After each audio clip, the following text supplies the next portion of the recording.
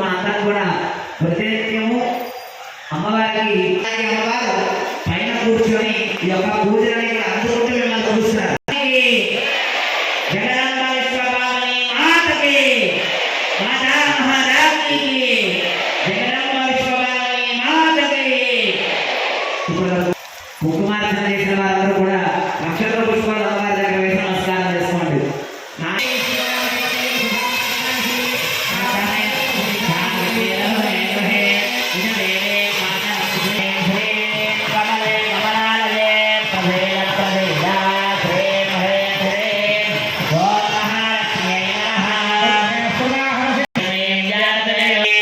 ప్రసీద ప్రసీద